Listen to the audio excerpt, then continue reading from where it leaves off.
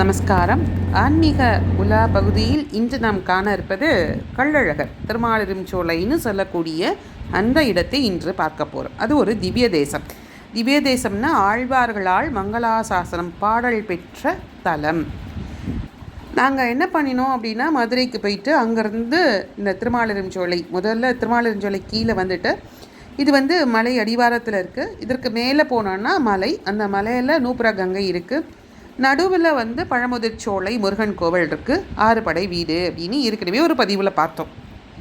முருகனுடைய அந்த ஆறுபடை வீட்டை தரிசனம் பண்ணிவிட்டு நாங்கள் அங்கேருந்து இறங்கி கீழே இந்த கள்ளழகரை சேவிக்க வந்தோம்.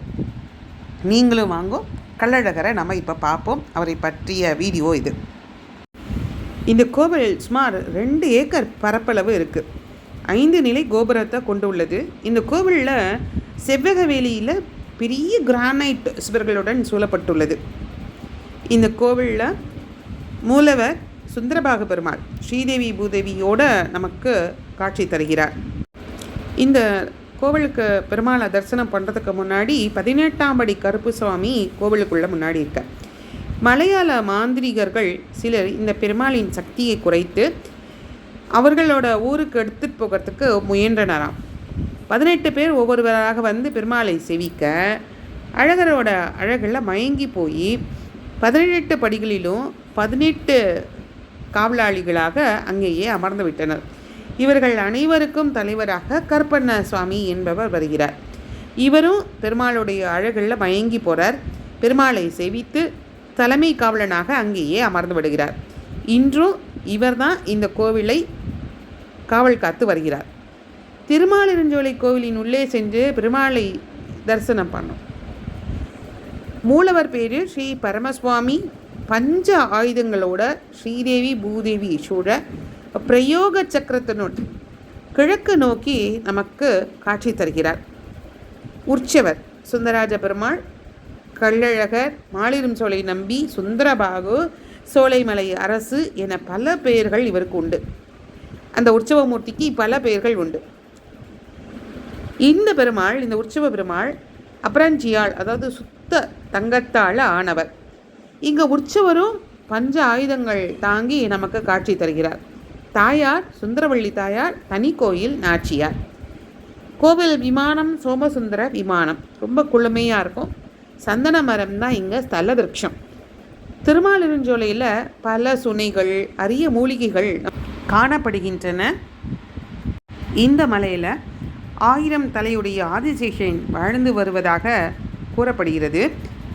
நூப்புரகங்கை இந்த ஸ்தலத்தோட தீர்த்தம் ஏற்கனவே பார்த்துருக்கோம். அதற்கு சிலம்பாறுன்னு இன்னொரு பெயர் இருக்குது. ஏன் வந்தது அப்படிங்கிறதையும் பார்த்தோம். இந்த தேசத்து பெருமாளை, இந்த திவ்ய தேசத்து பெருமாளை பூதத்தாழ்வார், பேயாழ்வார், நம்ம ஆழ்வார், பெரிய ஆழ்வார், ஆண்டாள், திருமங்கை ஆழ்வார் இவர்கள் எல்லாரும் மங்களாசாசனம் செய்திருக்கிறார்கள். மலையத்வஜ பாண்டிய மன்னனுக்கும் யமதர்மராஜனுக்கும் பகவான் பிரத்யக்ஷமாக காட்சி தந்தாராம். ரிஷபம் யமதர்மனின் வாகனம். யமதர்மராஜா தவமிருந்து பகவானை சுந்தரபாகுவாக தரிசித்த ஸ்தலம். அதனால் இதற்கு ரிஷபாத்ரி அப்படிங்கிற நாமமும் உண்டு, அதாவது பெயரும் உண்டு. யமதர்மனோட வேண்டுகோள் படி விஸ்வகர்மாவால் இந்த கோவில் மற்றும் விமானங்கள் பிரதிஷ்டை செய்யப்பட்டதாக சொல்லப்படுகிறது. மிக அழகாக இருக்குது. இந்த திவ்ய தேசத்தின் பெருமையை பற்றி சிலப்பதிகாரம் பரிபாடலையும் காணலாம். சிந்தூர செம்படி போல் திருமாலிருஞ்சோலை எங்கும் இந்திர கோபங்களே எழுந்தும் பறந்திட்ட நவாள் மந்திரம் நாட்டியன்னு மதுர கொழுஞ்சாறு கொண்ட சுந்தர தோளுடையான் சுழலில் நின்று உய்துங்கொளோ என்று ஆண்டாள் நாச்சியார் திருமொழியில் திருமாலிருஞ்சோலை அழகரை வழிபடுகிறாள். அது மட்டும் இல்லை, கண்ணனையே கணவனாக அடைவேன், மானிடவர்க்கென பேச்சுப்படில் வாழைகளின் கண்டாய் மன்மதனின்னு சொல்கிறாள் அல்லவா, அந்த அரங்கனை நான் திருமணம் செய்து கொள்ள வேண்டும் என்று இந்த கள்ளழகரை, இந்த திருமாலிருஞ்சோலை நம்பியை கேட்டு வேண்டிக் கொள்கிறாள். நாரும் நரம்பொழில் மாலிரும் சோலை நம்பிக்க நான் 100 தடாவள் வெண்ணை வாய் நின்ற பராவி வைத்தேன், 100 தடா நிறைந்த அக்கார அடிசில் சொன்னேன், 7 திருவுடையான் இன்று இவை கொள்ளுங்களோ. 100 தடா நிறைந்த அக்கார அடிசலை சமர்ப்பிக்கிறேன் என்று அவள் பிரார்த்தனை செய்கிறாள். அதற்குள்ள அரங்கனோடு அவள் ஐக்கியமாகுவதனால அந்த பிரார்த்தனையை அவரால் நிறைவேற்ற முடியல, ஆண்டாள் நாச்சியாரால் நிறைவேற்ற முடியல. அதன் பின் வந்த ஸ்ரீராமானுஜர் உடையவர் தான் அதை நிறைவேற்றுறார். அவர் நிறைவேற்றிய ஆண்டாளின் ஆசையை நிறைவேற்றிய அந்த உற்சவம் தடா உற்சவம் என்று அழைக்கப்படுகிறது. அடுத்து இந்த ஊரில் தொட்டி திருமஞ்சன உற்சவம் ரொம்ப விசேஷமாக 4 நாட்கள் நடைபெறும். இந்த உற்சவம் ஐப்பசி மாதம் சுக்லபக்ஷம் துவாதசி திதியில் மிக அழகாக நடைபெறுகிறது. நூப்ரகங்கையோட இடத்திற்கு பெருமாள் கள்ளழகர் மிக அழகான சபரி கொண்டையோடு எழுந்து அருள்பாலிப்பார்.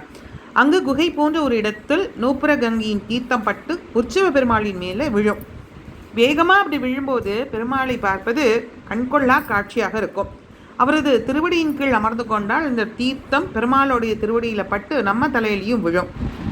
கள்ளழகரை குறித்து கூறத்தாழ்வான் என்ற மகான் சுந்தர பாகுஸ்தவம் என்ற அற்புதமான துதியை அருளி செய்துள்ளார். அதில் அழகர் மலையில் வசிக்கும் உயிரினங்கள் அத்தனையும் அழகர் மீது பக்தியோடு வாழ்வதாக குறிப்பிடுகிறார்.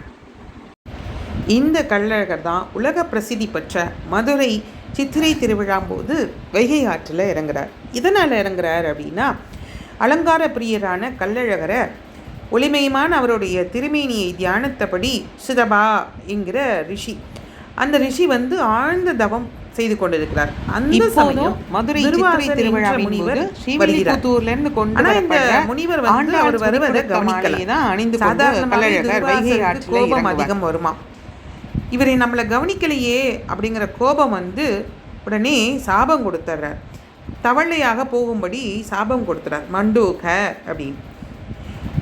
உடனே அவரும் என்ன பண்ணுறார், அந்த சாபத்திலேருந்து விடுமோட்சம் அடையணும் அப்படிங்கிறதுக்காக மன்னிப்பு கேட்குறார். மன்னிப்பு கேட்டேன்னா துர்வாச முனிவர் சொல்கிறார், நீ தவளையாக இருந்தாலும் தபஸ் பண்ணு, வைகை ஆற்றில் தபம் புரிந்த அப்படின்னா சித்ரா பௌர்ணமிக்கு மறுநாள் இதே கள்ளழகர் உன்னை தேடி உனக்கு அந்த பாப விமோசனம் தருவார், சாப விமோசனம் தருவார்னு கூறுறார். சுதபஸ் ரிஷியும் அப்படியே செய்கிறார். பெருமாள் சாப விமோசனம் தருகிறார். இந்த நிகழ்ச்சி ஒவ்வொரு ஆண்டும் நடைபெறுகிறது. ஜீவாத்மாவாக இருக்கக்கூடிய நம்ம ஒவ்வொருடைய பாவங்களையும் களைவதற்காக பெருமாள் வைகை ஆற்றில் படையோடு இறங்குற அழகு இருக்கே, மிக பெரிய அழகு, காண கண்கோடி வேண்டும்.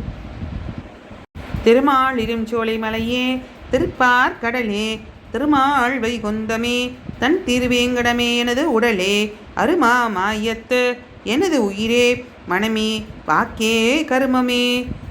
கள்ளழகர் திருவடிகளே சரணம். அனைவருக்கும் திருமாலிருஞ்சோலை நம்பியின் அருள் கிடைக்கட்டும். நன்றி.